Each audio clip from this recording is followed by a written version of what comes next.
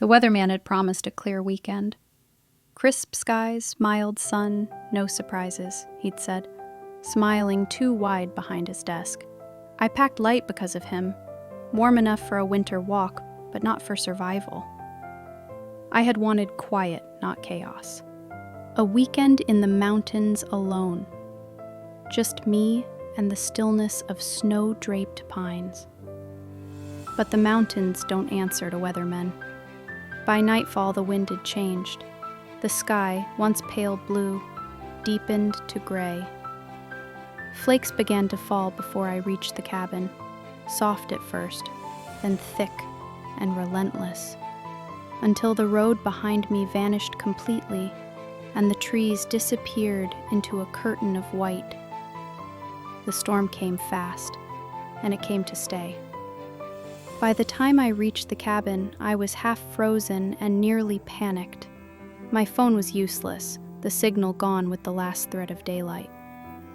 I was lucky to find an old ratty snow beanie and jacket in the closet. I don't know what I would have done without them. Thank goodness for the little winds.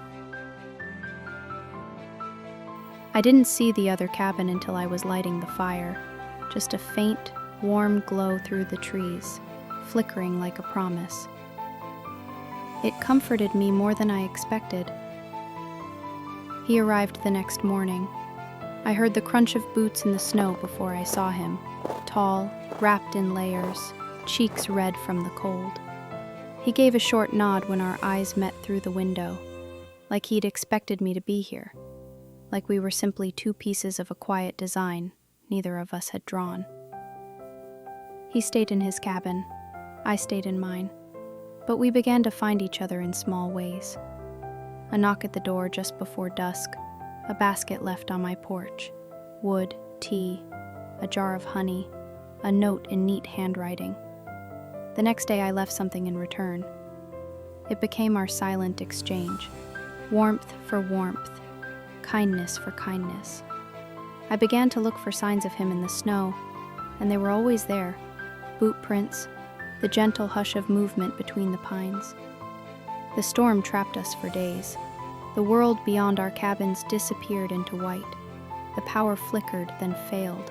Time slowed down to the crackle of firewood, the hiss of melting ice, the rhythm of breathing in a room with no sound but your own heart. I read by lantern light. I watched the snow settle on the windows. I thought of him, and more than once I caught him watching me too.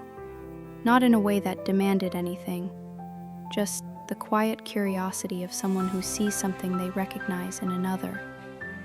Solitude. Strength. The ache of being alone, and the wonder of finding someone who understands it. One morning, I opened the door to find fresh snow and no footprints.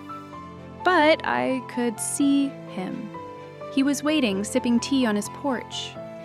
He waved. The storm was over. Only quiet remained.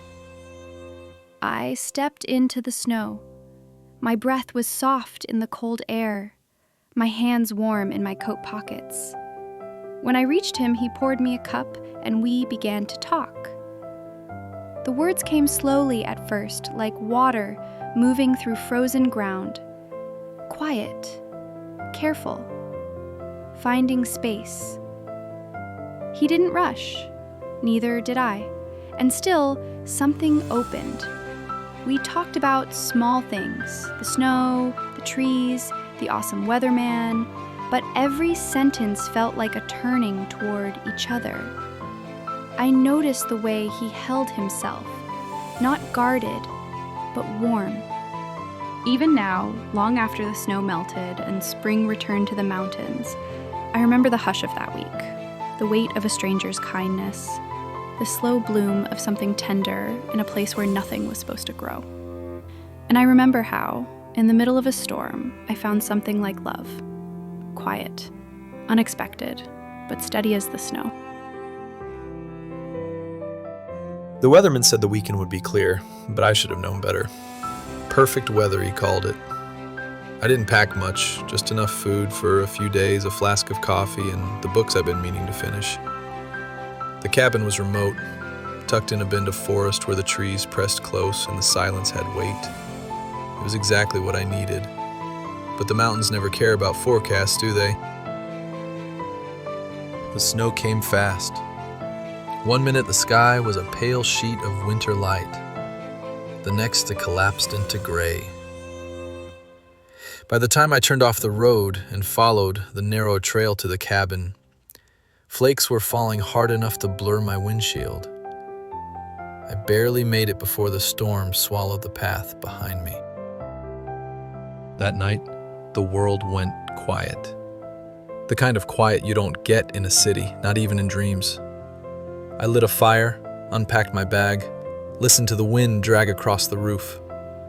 When the power blinked out, I didn't flinch. I'd expected that much.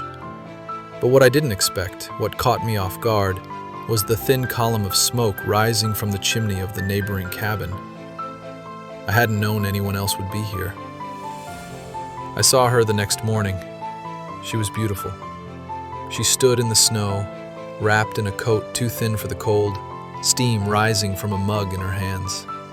Her breath curled in the air as she looked out over the woods, like she was trying to make peace with the storm, or with something inside herself. She didn't notice me watching from behind the frost-blurred window. I didn't mean to stare. But there was something in her stillness I recognized, something quiet and steady. She hadn't come here to escape the world. She'd come to find something the world had made too hard to reach. We stayed in our separate cabins, but we began to communicate in small ways. I left wood on her porch the first night, bundled and dry. The next morning, there was a jar of jam waiting where the wood had been. Later, a bar of chocolate, a book. I left tea, she left honey. We built something wordless between us. Kindness passed like notes folded in half. And yet it never felt like a game. It felt real, thoughtful.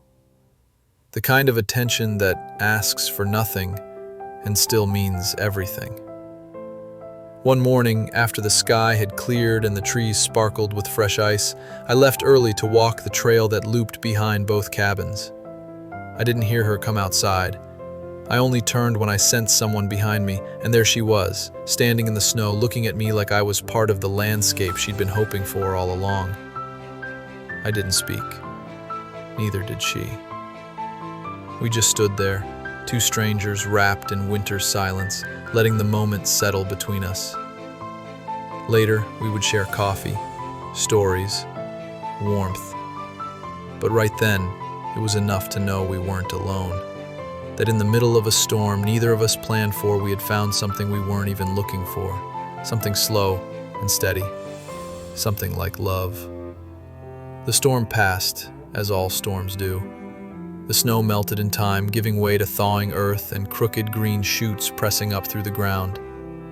The road reappeared. The silence changed. But we stayed. One night turned into many.